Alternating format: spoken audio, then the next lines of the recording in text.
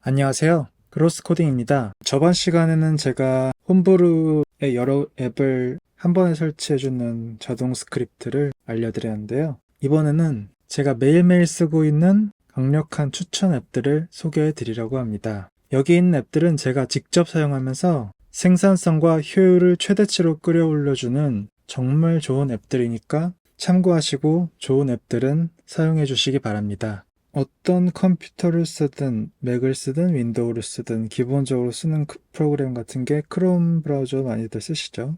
그리고 크롬 원격 접속이랑 애니데스크 원격 접속. 저는 설계 업무 때문에 솔리드웍스 윈도우를 원격 접속하는 경우가 많아서 기본 애니데스크를 쓰면서 백업으로 크롬 데스크톱을 같이 쓰고 있습니다. 그리고 파일 공유 드롭박스 많이 쓰시고요. 그리고 슬랙이라는 회사에서 많이 쓰는 협업 커뮤니케이션 툴이 있습니다. 제 채널에서는 나중에 이 슬랙의 API를 활용하면 그 파이썬 코드에서 메시지를 보내거나 파일을 업로드하거나 하는 기능을 구현할 수 있어요. 그래서 저는 현재 파이썬의 에러 로그 같은 것을 슬랙에 띄워서 모니터링하는 용도로 쓰고 있고요. 아니면 프로그램이 실행되고 끝날 때 그 전체 프로그램 로그 파일을 업로드해주는 그러한 용도로도 쓰고 있습니다. 슬랙을 열어보면은 이게 제 개인 채널인데 이곳에 이 API에서 봇을 추가를 할 수가 있거든요. 그래서 이 봇이 봇 로그라는 채널에 이런 식으로 에러 로그를 보내는 게 여기 있고요. 그리고 프로그램이 실행되고 끝날 때 그 프로그램의 인포 로그, 디버그 로그, 그리고 이 프로그램이 보내진 컴퓨터의 정보 같은 거를 수집해서 이런 식으로 보내주도록 세팅을 할 수 있습니다. 차후에 제가 저작해서 만든 로그 라이브러리에 이러한 기능들을 추가했는데 차후에 소개를 드리도록 하겠습니다. 다음으로 개발 프로그램을 소개해 드리겠습니다. 비주얼 스튜디오 코드는 정말 많이 쓰이는 텍스트 개발 환경인데요. 저는 파이썬 메인으로 이걸 쓰고 있고요. GPT와 연동해서 1인 개발할 때 정말 효율적으로 사용할 수 있는 개발 환경입니다. 현재 실행되고 있는 게 비주얼 스튜디오이고요. 여러 확장 기능을 설치해서 자동으로 열과 단이 정렬되는 그러한 블랙 포매터 이런 여러 확장 기능들이 있습니다. 그런 확장 기능들을 추가해서 정말 좋은 개발 환경을 구축할 수 있습니다. 다음은 소스트리가 있습니다. 보통 개발자들이 프로그램을 하면은 이런 수정 과정들을 계속 거치는데요. 그 수정 과정마다 어떤 파일을 추가했고, 어떤 파일을 수정했고, 어떤 파일을 삭제했고, 이러한 부분들을 전부 기록해 놓는 깃이라는 게 있는데요. 그 중에 많이 쓰는 GitHub를 저는 쓰고 있고요. 이 GitHub를 이 소스트리라는 프로그램에 연동하면 이런 식으로 쉽게 GUI로 어떤 게 변화하고 어떤 게 추가되었는지 이런 부분들을 모니터링 할 수 있습니다. 이 깃에 저장된 내용을 통해서 모든 컴퓨터에서 동일한 소스 업데이트를 받고 수정을 할 수 있는 그러한 환경을 구축하는 데 도움을 주는 프로그램이라고 보시면 됩니다. 그리고 이 다음이 이제 일반적인 사용자분들이 가장 편하게 쓸 수 있는 그러한 종류의 프로그램인데요. 먼저 아크 브라우저라는 게 있습니다. 저도 노마드 코딩님의 영상을 보고 처음 알게 돼서 썼는데 이게 정말 편하고 기능이 정말 많습니다. 대략적인 기능을 설명드리자면은 먼저 페이지를 열게 되면은 이런 식으로 위에 주소창이 없습니다. 그래서 굉장히 깔끔하게 볼 수 있고요. 그리고 이런 식으로 즐겨찾기를 업무 공간별로 분리를 할 수 있어서 일하는 데랑 개인적인 거 그리고 공부할 거, 콘텐츠 생산 이런 식으로 분리해서 쓸 수가 있습니다. 이런 부분들이 굉장히 편리하고요. 그리고 안녕하세요. 그로스코딩입니다. 이러한 영상을 켰을 때 PIP 모드라는 픽처 인 픽처 모드가 자동으로 내장되어 있습니다. 그래서 영상을 켜고 다른 화면으로 가게 되면 이런 식으로 PIP가 뜨게 돼서 위치를 조정하거나 사이즈를 조정하면서 영상을 보면서 단순 작업 같은 걸 할 때 굉장히 유용한 기능입니다. 제가 가장 많이 쓰는 기능이고요. 이 브라우저에서. 그리고 이런 탭의 색깔들이 다 다른데 이런 식으로 테마 컬러 같은 거를 변경을 할 수가 있습니다. 그리고 색깔 같은 걸 추가해서 이런 식으로 왔다 갔다 하는, 굉장히 화려하죠? 저는 심플한 거 좋아하니까 일단 이걸로 해놓고요. 이 투명도 설정으로 뒤가 비치도록 할 수도 있고, 이 질감 설정으로 자글자글한 모래 같은 텍스처를 주는 그러한 기능도 있습니다. 이러한 꾸미기 기능 자체가 이 즐겨찾기 공간 말고도 개별 사이트마다 다르게 설정을 할 수가 있어요. 그래서 네이버 같은 경우 여기 들어가게 돼서, 네이버가 기본이 흰색이잖아요. 여기서 커스터마이즈 페이지, 부스트, 이걸 켜게 되면은 제가 예전에 설정해 놓은 초록색이 뜬 거고요. 이걸 에딧을 하면은 이런 식으로 색깔들을 막 전체적인 결이, 전체적인 테마의 결이 맞게 색깔들을 임의로 변경하고, 텍스트 폰트도 변경하고, 텍스트 사이즈도 변경하고, 영어인 경우 대문자로 바꿀 수도 있고, 막 이런 여러 설정들을 적용할 수 있어요. 그래서 이게 원래 모든 설정 지우기고, 이거는 다크 모드, 라이트 모드 이런 전환일 겁니다. 이런 테마를 적용을 해 놓으면 계속 적용이 됩니다. 탭을 끈 다음 들어가도 다시 적용이 되고, 자주 가는 사이트의 디자인이 마음에 안 든다, 뭐 이런 경우에 적용하시면 좋고요. 모든 페이지 바꾸는 건 너무 귀찮고, 아니면 페이지 디자이너 같은 분들이 임의로 페이지 테마 컬러를 변경하면서 테스트해보는 그런 용도로 사용하시면 좋을 것 같습니다.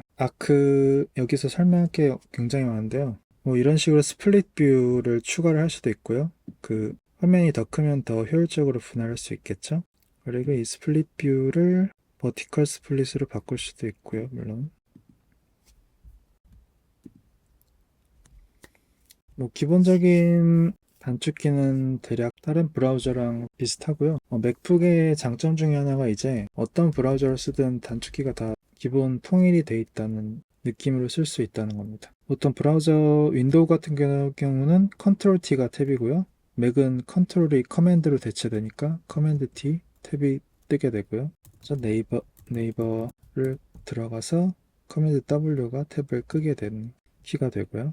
이제 커뮤니티가 사이트에 들어가는 거 이외에도 그 커뮤니티를 사용하시면은 탭을 누르시면 액션 같은 거를 전환해서 이런 명령들을 클로즈 탭, 명시적인 문자로 줄 수도 있고요. 옆에 단축키가 표시되죠. 그리고 GPT로 바로 물어볼 수 있는 이러한 설정도 있습니다. 그리고 보통 커맨드 F가 찾기인데요. find or ask라고 써있죠.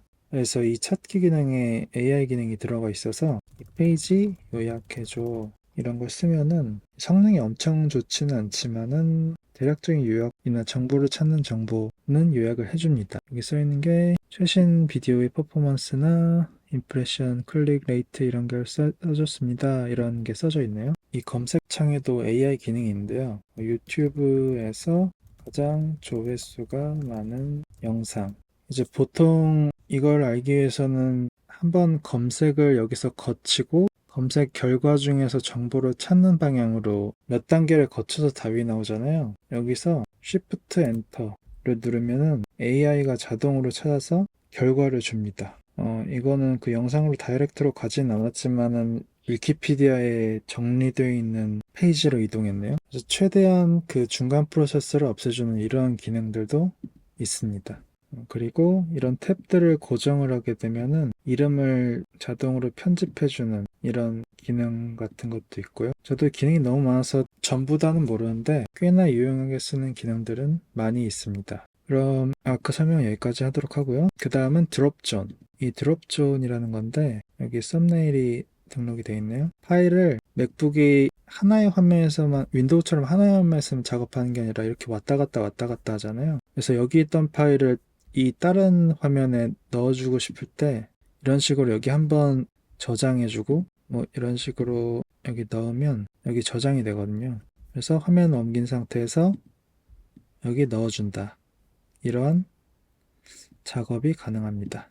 보통 메일에 첨부 파일 쓸 때 굉장히 많이 쓰고요, 저는. 그 다음에는 쇼틀리 이런 앱인데요. 캡처 앱입니다. 그래서 맥북 기본 캡처가 커맨드 쉬프트 234 이쪽일 텐데요. 이 앱도 기본적으로 그 단축키들을 쓰고요. 커맨드 쉬프트 1이 전체 화면 캡처, 커맨드 쉬프트 2가 선택하면 캡처, 그리고 커맨드 쉬프트 3, 4는 제가 옵션에서 할당을 해놨는데요.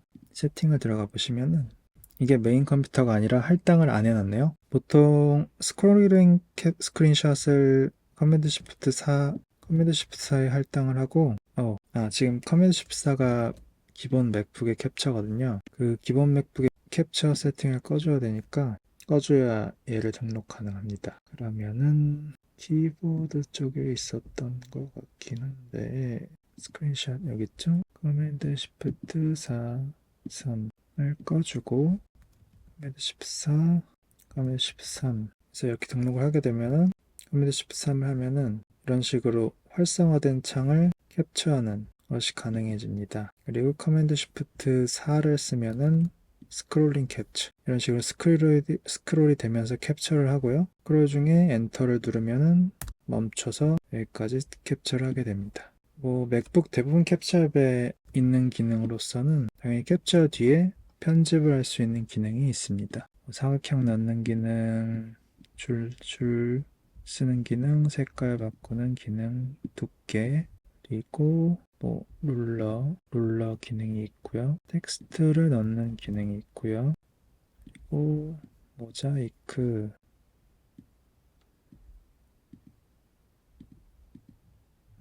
그리고 하이라이트, 형광펜이죠.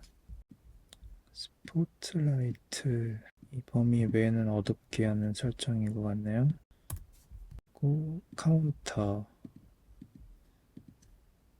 1, 2, 3, 4, 5 개인적으로 카운터를 제일 많이 쓰는 것 같네요. 이게 뭐고 할 때 설명할 때 좋아가지고. 그리고 원이랑 라인 이런 식의 편집을 가한 후에 커맨드 C로 복사할 수 있습니다. 좋죠? 그 다음은 마시. 이 4개는 정말 매일매일 쓰는 앱들인데요. 복사 이력을 저장합니다. 그래서 얘 같은 경우는 단축키가 커맨드 C가 복사잖아요. 얘는 커맨드 쉬프트 C를 하면 이런 식으로 복사 이력이 있습니다. 얘를 복사하고 얘를 복사하고 얘를 복사하고 했을 때 이게 하나씩 다 복사가 돼 있죠.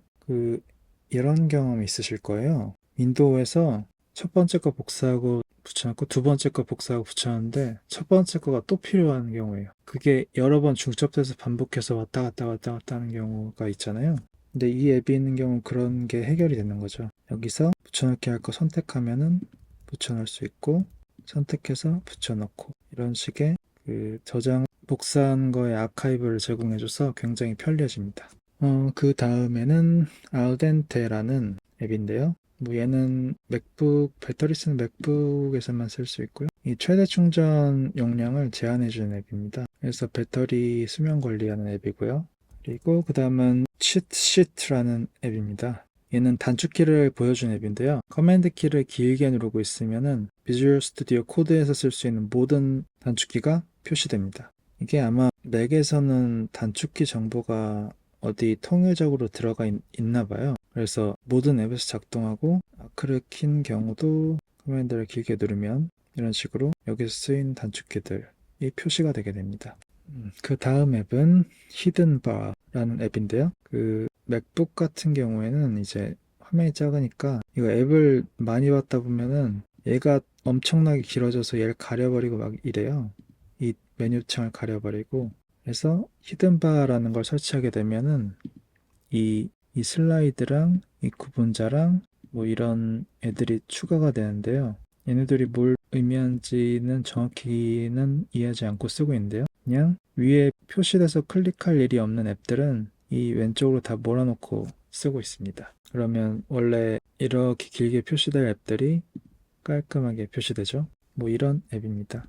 그 다음은 왈프라는 앱인데요. 얘는 로그인이 좀 필요한 앱인데 이 기본 터미널의 대체 앱입니다. 그래서 터미널 같은 경우 이런 식으로 써줄 때 뭔가 긴 커맨드를 쓰거나 프로그램 실행할 때 좌우로 왔다 갔다 하기 이런 게 정말 불편해요. 클릭으로 옮겨지지도 않고. 그래서 여러 가지 터미널 앱이 있는데 일단 저는 터미널을 많이 쓰는 편은 아닌데 그나마 이게 뭔가 자동 제시도 해주고 이래가지고 쓰고 있습니다. 그래서 예를 들어 여기 쓰려고 하면 뒤에 거를 자동 완성을 막 시켜주죠. 여기에 브루 치면 뒤에가 막 자동으로 제시를 해주죠. 이 오른쪽에 있네요. 마우스 오른쪽 키를 누르면은 자동으로 써진다. 제가 설치했던 걸 기억하고 이렇게 써주는 거고요. 예를 들어서 브루에서 아크를 찾았다. 그럼 이렇게 아크라는 이름이 들어간 앱들을 많이 찾아주는데요. 찾고 설치해야 되니까 여기 설치를 이렇게 하라고 띄워줘요.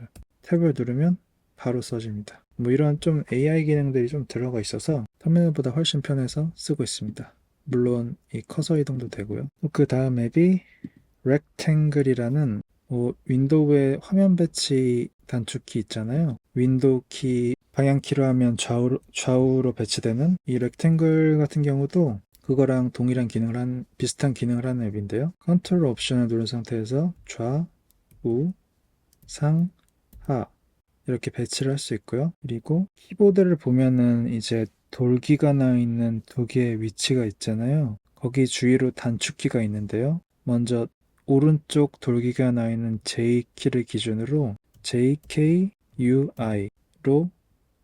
4등분 위치에 배치를 할 수 있고요. 그리고 왼쪽 돌기가 나 있는 부분 기준으로 F키의 위에 E, T로 3분의 2 배치, 그리고 DFG로 3분의 1 배치, 이런 식으로 깔끔하게 배치를 할 수 있습니다.